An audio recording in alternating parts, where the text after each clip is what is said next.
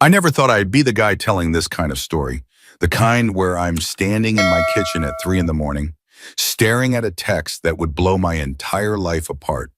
But there I was, phone in one hand, coffee gone cold in the other, reading the words that would change everything. I need some time to find myself. It's not you, it's me. I just need space. 5 years. 5 years of my life with Melissa down the drain with a text message that read like it came from a bad breakup handbook. Find yourself, I muttered to the empty kitchen. Our kitchen. The one in the house I bought last year because she said she wanted to put down roots. The kitchen with the farmhouse sink she'd insisted on, the marble countertops that cost me an extra 20 grand, and the custom cabinets that took 3 months to install. My phone buzzed again. Can we talk about this in person? I'll come by tomorrow after work. I didn't reply. Instead, I went upstairs to what had been our bedroom and looked around at the half-empty closet, the vacant spaces on the dresser where her perfumes used to sit. She'd moved most of her stuff out while I was on my business trip to Chicago. 3 days away, and she'd managed to erase herself from our home like she was never there. The next evening, Melissa showed up looking like she'd just stepped out of a magazine cover. New haircut, new outfit I'd never seen before. Subtle changes that somehow made her look like a stranger. "Ryan," she said softly as I opened the door. "Thanks for seeing me." I stepped aside to let her in, noting how she hesitated before entering, like she was suddenly a guest in what had been her home for the past 2 years. "Nice haircut," I said flatly. Her hand went to her shorter, highlighted locks. "Thanks, I needed a change." Apparently. She winced at my tone but recovered quickly. We stood awkwardly in the entryway until I gestured toward the living room. She perched on the edge of the sofa while I took the armchair across from her. "So," I said, "you need to find yourself." She nodded, her eyes wide and earnest. "I do. I feel like I've lost touch with who I really am. We got together when I was 22, Ryan. I've never had a chance to figure out who I am outside of us. And you couldn't figure that out while being with me?" "It's not that simple," she said, leaning forward. "I love you, I do. But I need to know who Melissa is on her own, without being defined as Ryan's girlfriend or potentially Ryan's wife. I need to explore." I laughed without humor. "Explore, right. And what exactly does exploring entail?" Her cheeks flushed. "It means living on my own for a while. Maybe traveling, meeting new people." "Meeting new people," I repeated. "Let's be honest here, Melissa. You want to sleep with other men." "That's not fair," she protested, but her eyes darted away from mine. "Isn't it? If this was just about finding independence, you could get your own place, take some classes, find a hobby. But this break you're asking for, it's about having the freedom to be with other people without technically cheating on me. Am I wrong?" She was silent for a long moment. "I don't know what's going to happen. I just know I need this time. It's not about anyone else." "How long?" "What? How long is this break supposed to last?" She hesitated. "I don't know, a few months maybe?" I nodded slowly, a cold clarity washing over me. "And I'm supposed to what? Wait around for you to decide if I'm good enough? Put my life on hold while you explore?" "I'm not asking you to put your life on hold," she said quickly. I hope that when I figure things out, there might still be a chance for us." I stood up. "Let me be clear about something, Melissa. This isn't a pause button you can hit on our relationship. You don't get to walk out that door, live whatever fantasy you've cooked up, and then waltz back in when you're done finding yourself." Her eyes widened. "Ryan?" "No," I cut her off. "I'm not going to be your backup plan. So here's how this is going to work. You want a break? Fine.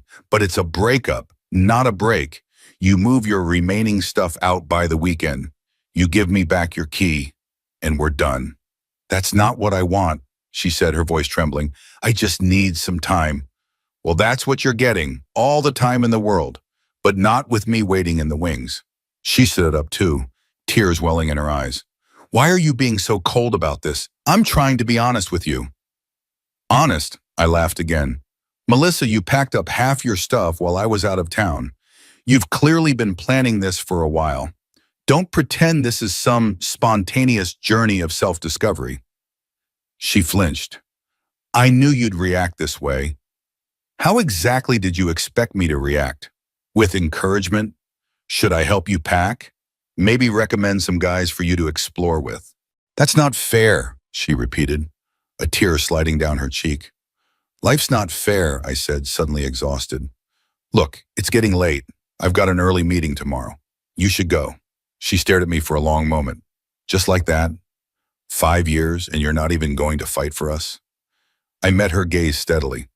There's no us to fight for if you're walking away. You made your choice, Melissa. I'm just respecting it. I still love you, she whispered. Maybe you do, I said, but not enough to stay.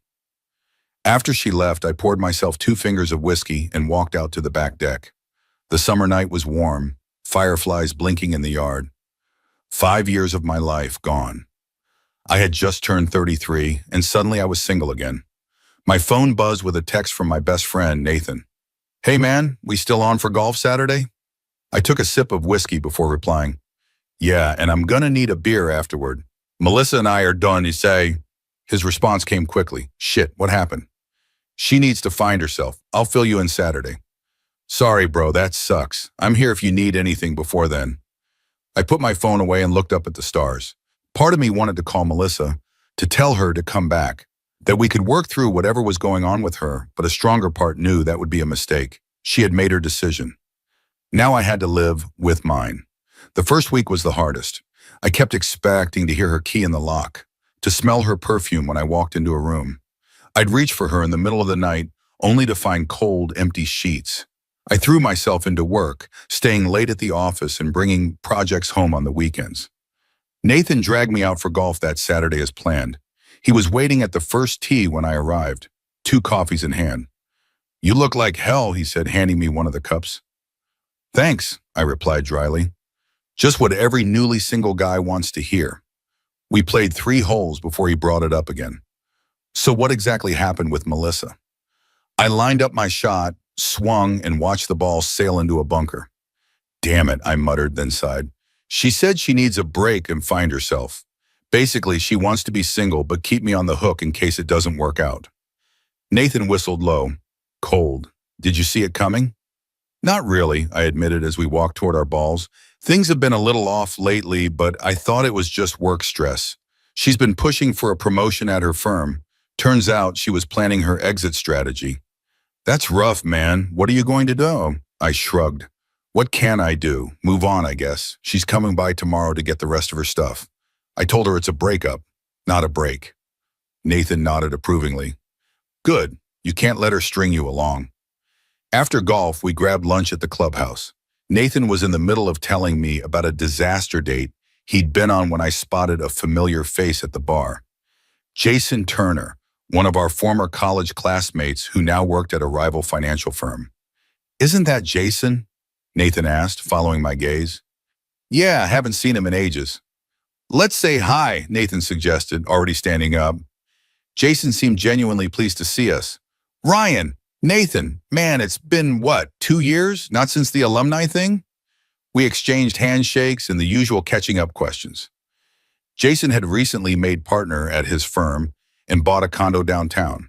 When the conversation turned to relationships, I braced myself. I'm actually newly single, I said when Jason asked. As of this week. Damn, sorry to hear that. You and Melissa were together for a long time, right? I nodded, taking a swig of my beer. 5 years. Jason's expression shifted slightly. Melissa? Peterson? Works at Caldwell and Barnes? Yeah, I said, suddenly alert. You know her? He hesitated, glancing between Nathan and me. Not really. I mean, our firms have done some work together. I've met her at a few industry events. Something in his tone made my stomach tighten. When was the last time you saw her? Ryan, Nathan warned quietly. Jason looked uncomfortable. Look, man, I don't want to get in the middle of anything. You're not, I assured him, keeping my voice casual despite the alarms going off in my head. Just curious, he sighed. I saw her at Vanguard last Friday. She was with some people from her firm, I think. It looked like a happy hour thing. Friday, the day before I returned from Chicago, the day before she sent her "I need to find myself" text. Thanks for the info, I said, forcing a smile. And congrats on making partner. That's huge.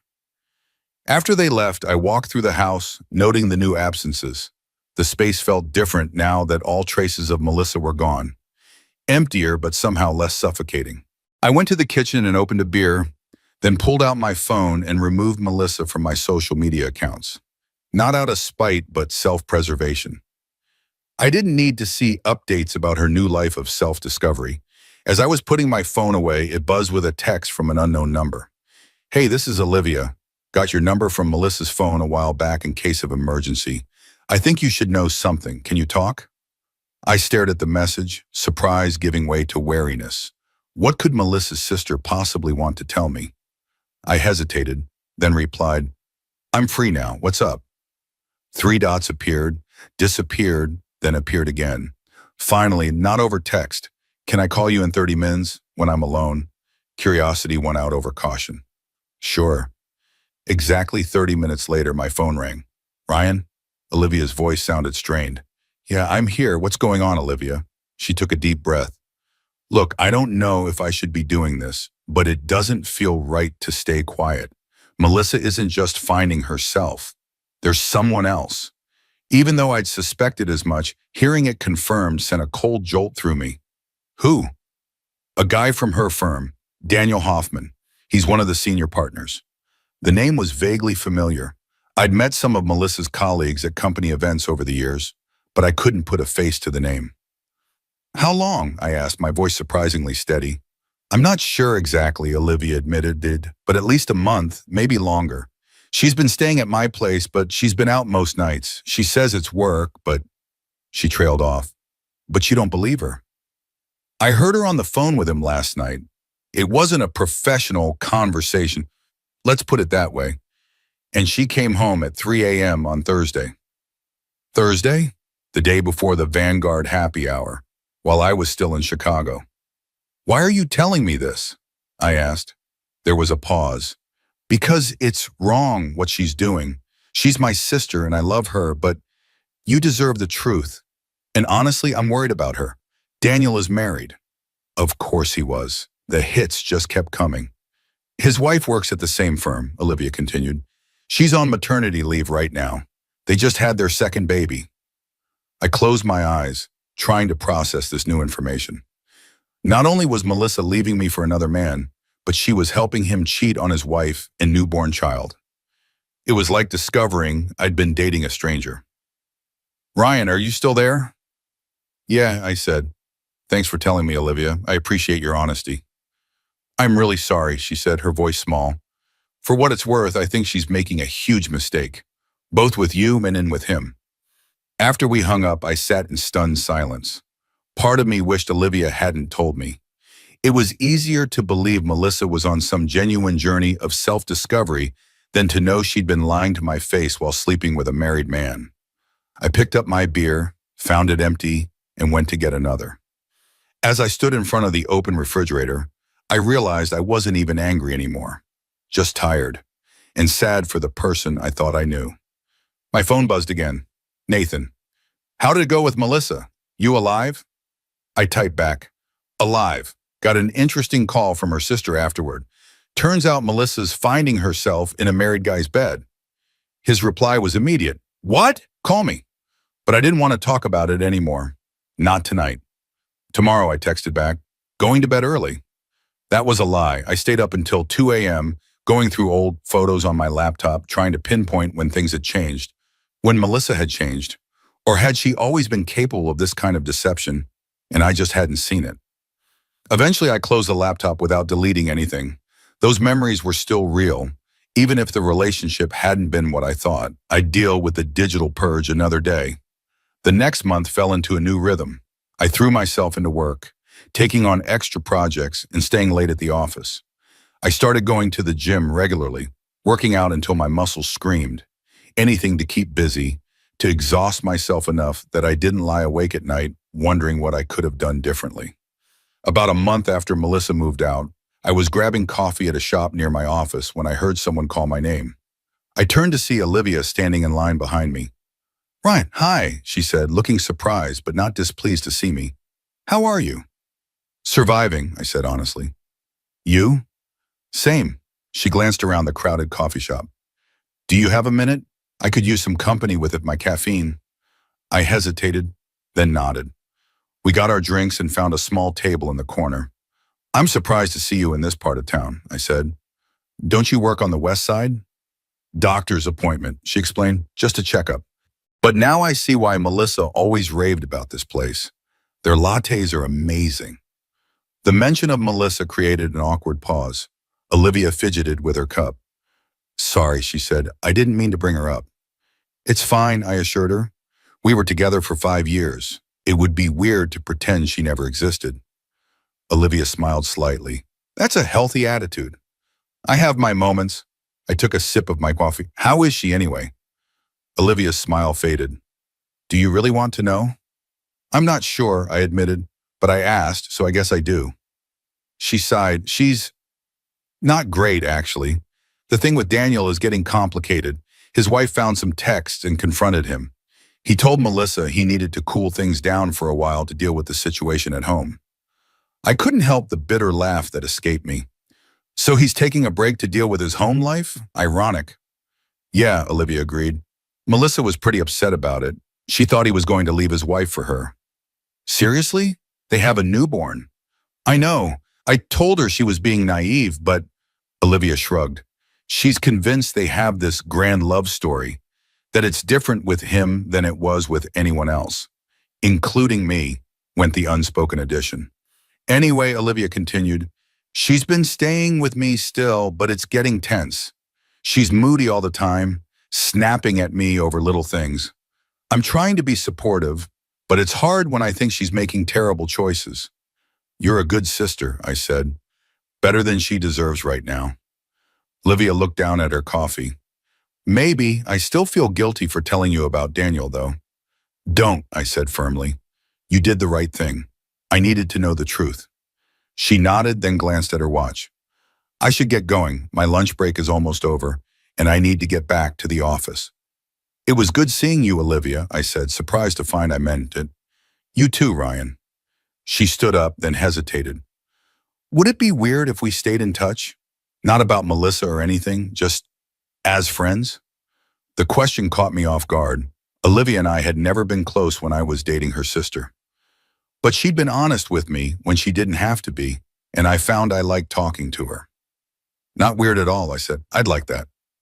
Her smile returned. Great. Maybe we could get coffee again sometime? Definitely. Over the next few weeks, Olivia and I met for coffee a few more times. Our conversations rarely touched on Melissa anymore. Instead, we discovered shared interests in hiking, true crime podcasts, and obscure indie films. It was nice to have a new friend, someone who didn't know me as half of Ryan and Melissa, but just as Ryan. Nathan teased me about it when I mentioned our coffee meetups. You're dating your ex's sister? That's bold, even for you. We're not dating, I protested. We're friends, that's it. He gave me a skeptical look. If you say so, just be careful. That's a whole new level of complicated. But it didn't feel complicated with Olivia. It felt easy, natural. We texted about random things during the day.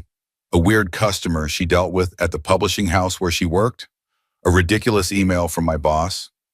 Recommendations for new podcasts to try. Simple, friendly exchanges that became a bright spot in my still adjusting life. 2 months after the breakup, I finally took Nathan's advice and booked that trip to Alaska I'd been talking about for years. A 10-day adventure tour with hiking, kayaking, and wildlife watching. I'd be going alone, but the tour group was small, just 8 people total. I was looking forward to the solitude, the chance to clear my head in one of the most beautiful places on earth. The night before I was set to leave, I was packing the last of my gear when my doorbell rang. It was late, past 9, and I wasn't expecting anyone. When I checked the peephole, my stomach dropped. Melissa. For a moment, I considered pretending I wasn't home, but she'd seen the lights on and my car was in the driveway. With a deep breath, I opened the door. What are you doing here, Bob? I asked, not bothering with the greeting. She looked terrible. Her hair was pulled back in a messy ponytail, her eyes red-rimmed and puffy. She wore an old sweatshirt I recognized as one of mine that she must have taken when she moved out. Can I come in? She asked, her voice raspy. Please, just for a minute." Against my better judgment, I stepped aside to let her in. She walked past me into the living room, then turned, wringing her hands. "I'm sorry to show up like this," she said. "I know it's late. What do you want, Melissa?" I kept my voice neutral, though my heart was racing. Seeing her in my house again was surreal. "I wanted to talk to you," she said, "to explain some things." "There's nothing to explain," I said. "We broke up. You moved on. End of story." She flinched. "It's not that simple, Ryan. I've made some mistakes. Big ones. Like sleeping with a married man." The words came out sharper than I intended. Her eyes widened. "You know about Daniel?" "Livia told me, right after you moved out." Melissa's expression hardened momentarily. "Of course she did." "Don't blame her," I said. "She did what you should have done. Told me the truth." "I was going to tell you eventually," she protested. I didn't know how." "How about Ryan? I'm leaving you for someone else. Simple, direct, honest." She sank onto the couch, suddenly looking exhausted. "It wasn't like that. Daniel and it just happened. I wasn't planning to leave you for him." "But you did," I pointed out. "So what changed?" "He told me that he was going to leave his wife," she said quietly, "that they were already having problems before I came along, that what we had was special." "And you believed him," I said, not bothering to hide my skepticism. She nodded miserably. "I did. I thought he was the one, Ryan, that what I felt for him was bigger than what I'd ever felt before." The admission stung even now. "So what happened? Why are you here instead of with him?" "He's not leaving his wife," she said, her voice breaking. "He said he can't do that to his kids, that we need to pause our relationship while he figures things out." "Sounds familiar," I noted dryly. She looked up at me, tears streaming down her face now. "I know. I see the irony, believe me. I did to you exactly what he's doing to me now." I remained standing, unwilling to sit beside her, to offer the comfort she clearly wanted. "Is that what this visit is about? You want sympathy because your married boyfriend dumped you?" "No," she said quickly. "No, I came because I realized how badly I screwed up. With you, with everything." She took a shaky breath.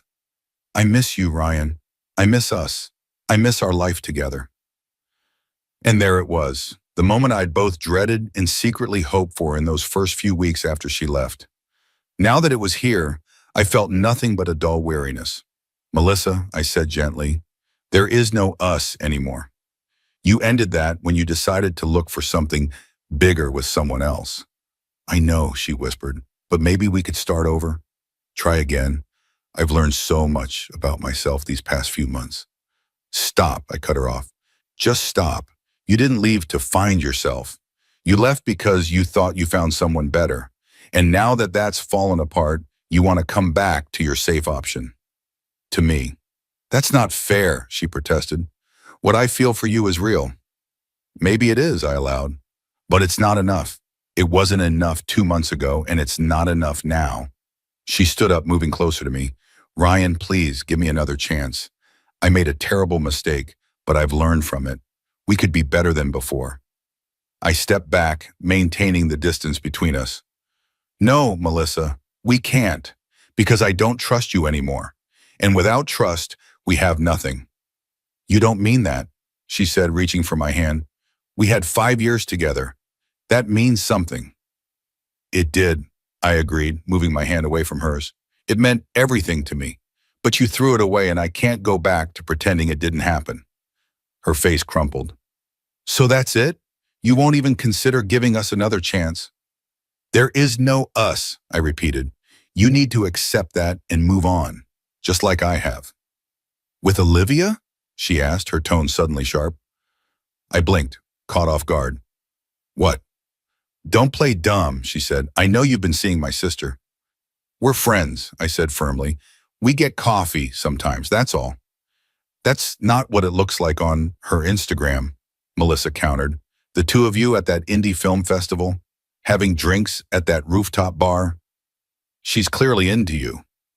I shook my head, irritated by the accusation. "Even if that were true, which it isn't, it wouldn't be any of your business. You gave up the right to an opinion on my social life when you moved out. So you admit there's something going on, she pressed. No, I don't, I said, exasperated. But even if there was, it wouldn't change anything between us. We're done, Melissa. Please accept that. She stared at me for a long moment, tears still streaming down her face. Then without warning, she stepped forward and kissed me. I froze in surprise, then gently pushed her away. Don't, I said quietly. This isn't helping either of us. You felt something, she insisted. I know you did. What I feel is sad, I told her honestly. Sad for what we lost. Sad that it ended this way. But those feelings don't change the fact that we can't go back. She wiped at her tears with the sleeve of the sweatshirt.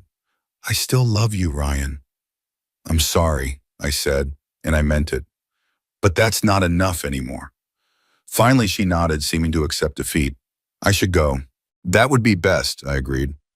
After she left, I stood in the entryway for a long time, processing what had just happened. Part of me was shaken by the encounter, by the sight of Melissa so broken and desperate. Another part felt a strange sense of closure.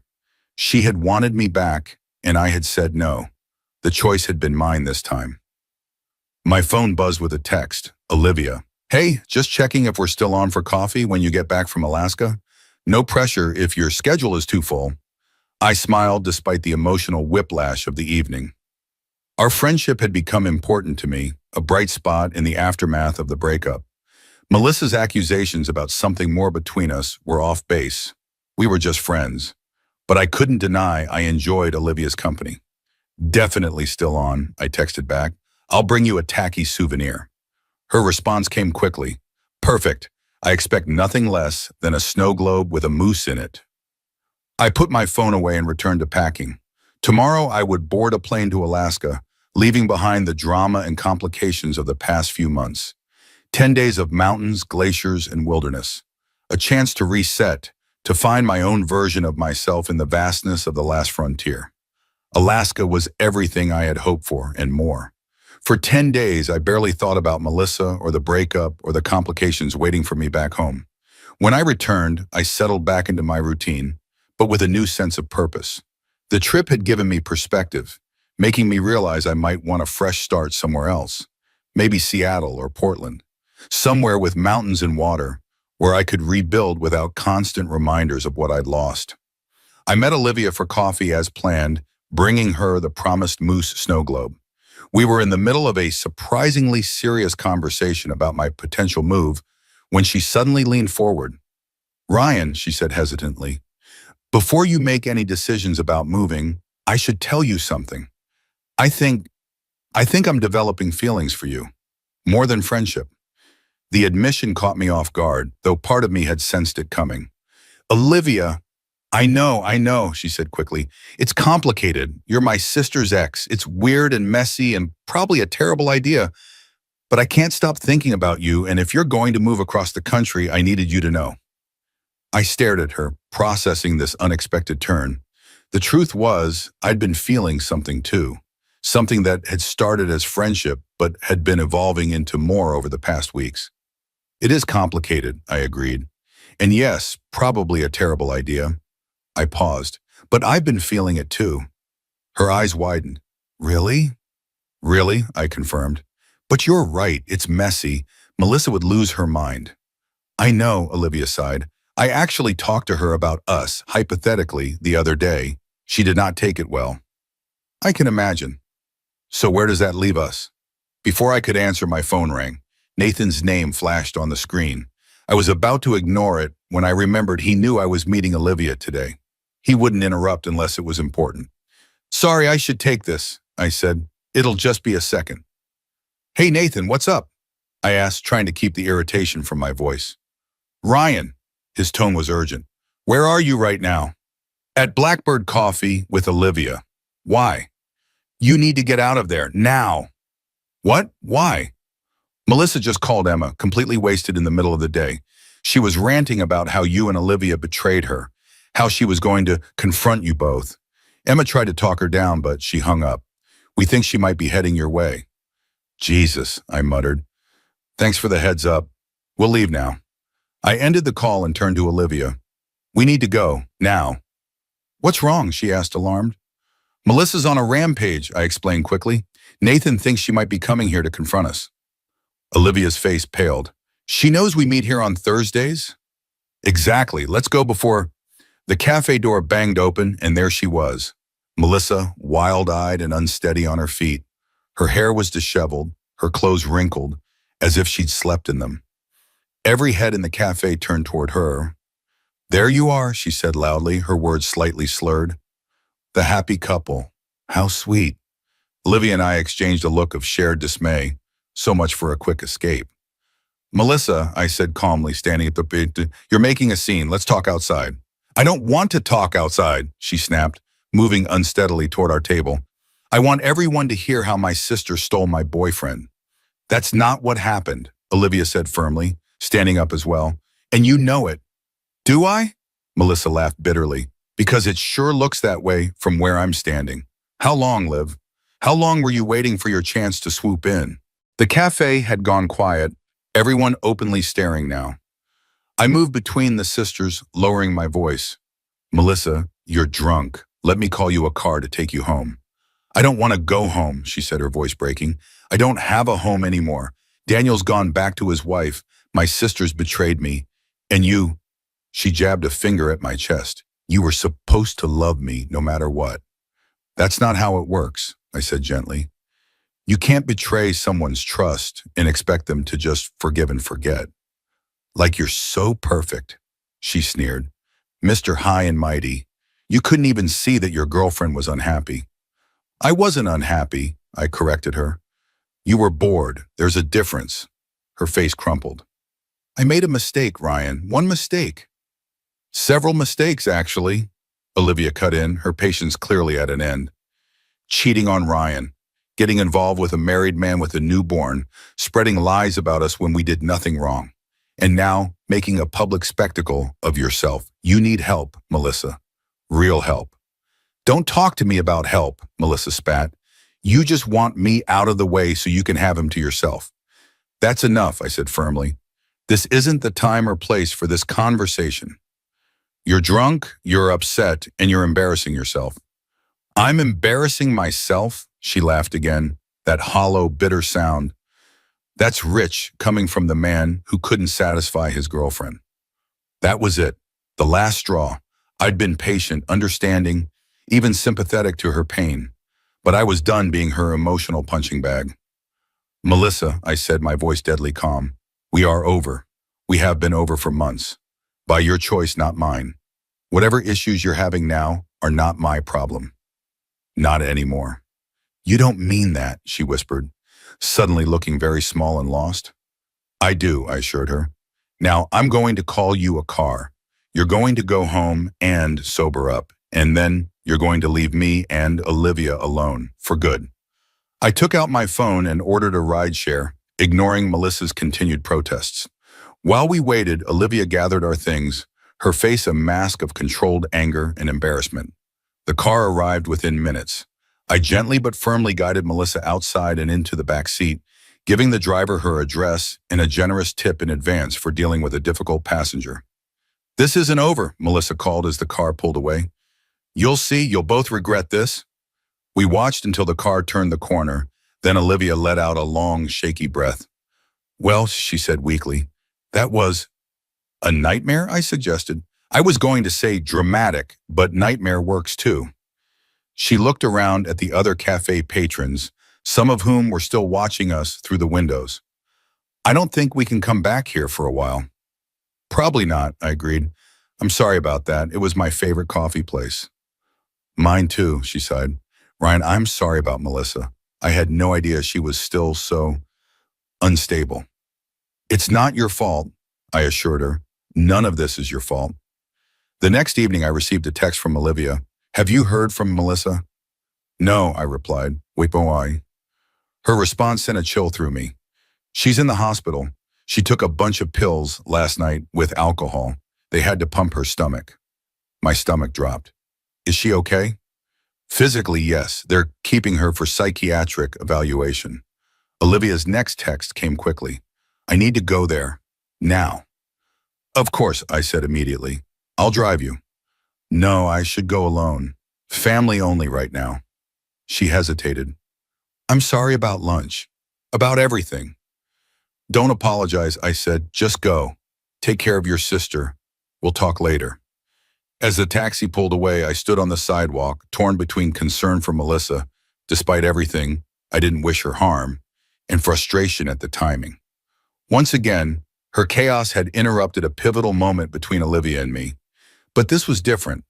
This wasn't a drunken scene in a cafe.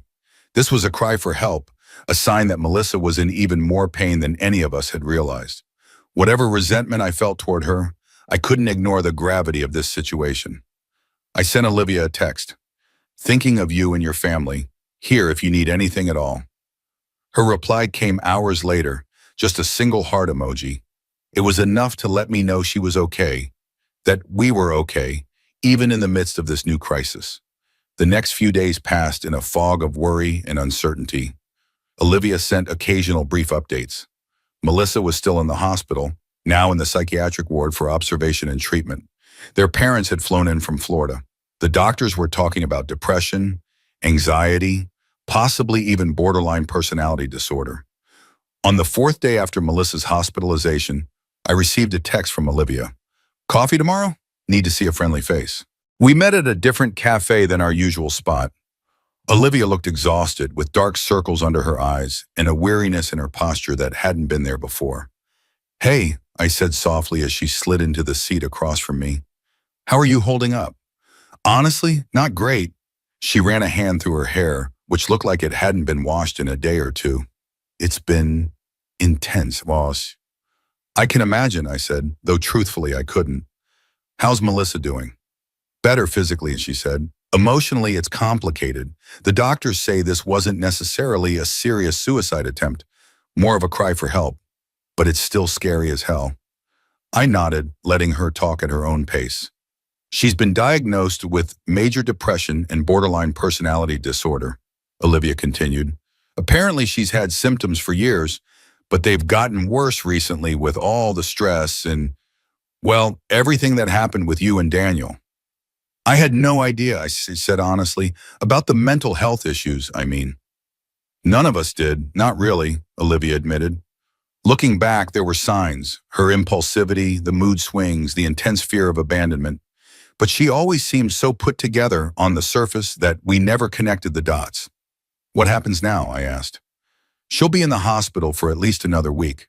Then intensive outpatient therapy, medication management, the works. Olivia sighed.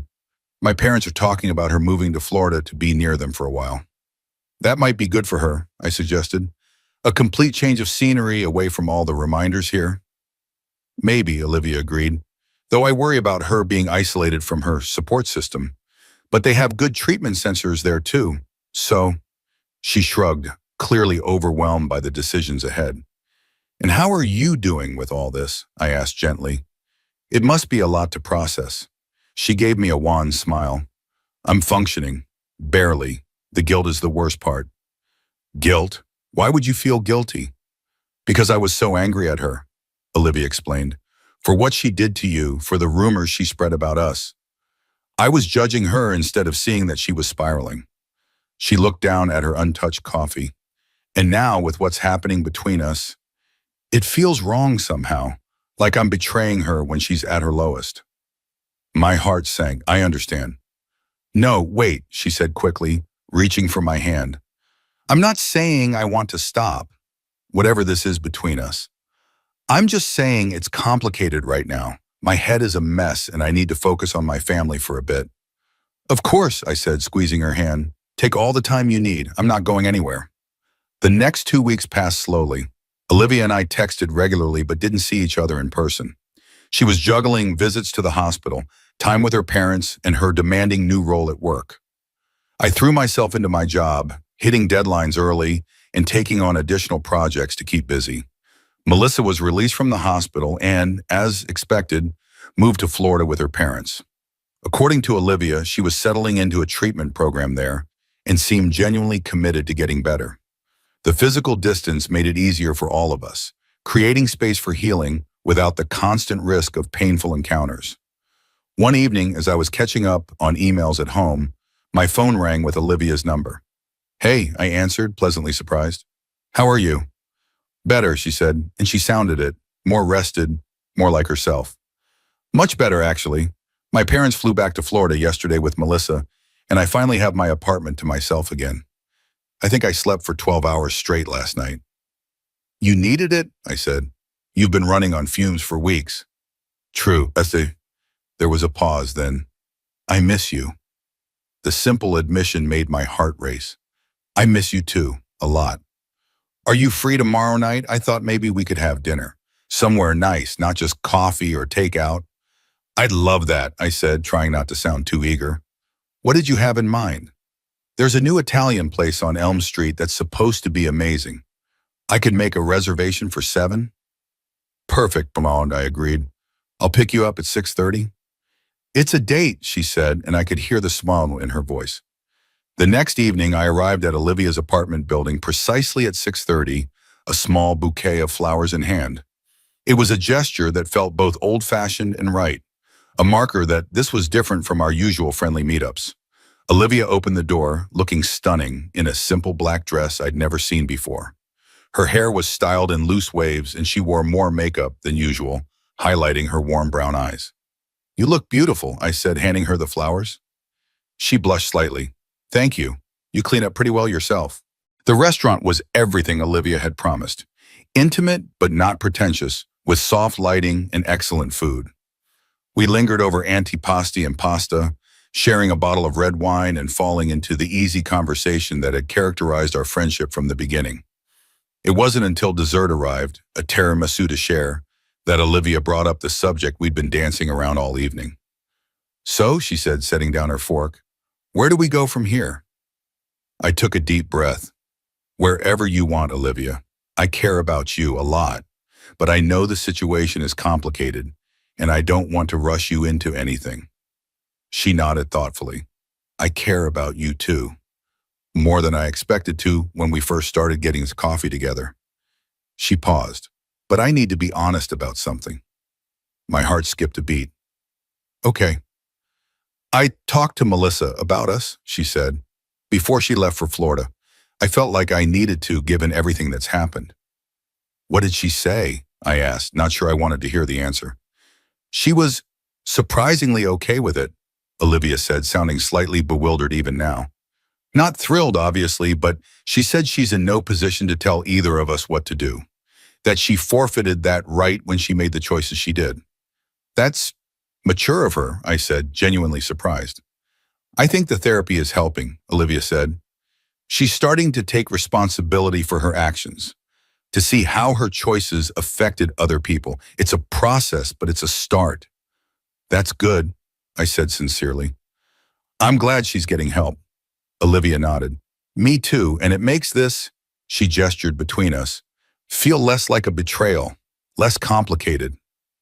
So where does that leave us? I asked, echoing her earlier question. She smiled, reaching across the table to take my hand.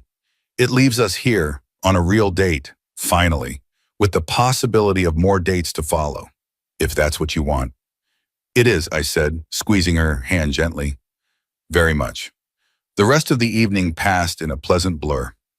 After dinner, we walked through the nearby park holding hands and talking about everything and nothing. When I drove us home, she invited me up for coffee, a transparent excuse that we both saw through but pretended to take seriously. In her apartment, with soft music playing in the background, we sat close together on her sofa, the pretense of coffee forgotten. When I finally kissed her, it felt like the culmination of months of growing feelings, of connection deepening into something more. I've wanted to do that for a while, I admitted when we pulled apart. Me too, she confessed, her eyes bright. But I'm glad we waited. It feels right now. It does, I agreed, tucking a strand of hair behind her ear. Worth the wait. As I drove home later that night, I found myself smiling. After months of emotional turmoil, of betrayal and chaos and hurt, something good had emerged, something that felt real and right and promising. Life was complicated, relationships were messy, people made mistakes, hurt each other, tried to heal. But sometimes, unexpectedly, beauty grew from the wreckage. New beginnings emerge from painful endings. My phone buzzed with a text from Olivia. Made it home safely? I smiled at her concern. Just pulling into my driveway now. Tonight was perfect. Her response came quickly. It was. Can't wait for tomorrow. Me neither, I texted back. Sweet dreams. As I got ready for bed that night, I realized I hadn't thought about Melissa once during our date. Her shadow was finally lifting, allowing something new and hopeful to grow in its place.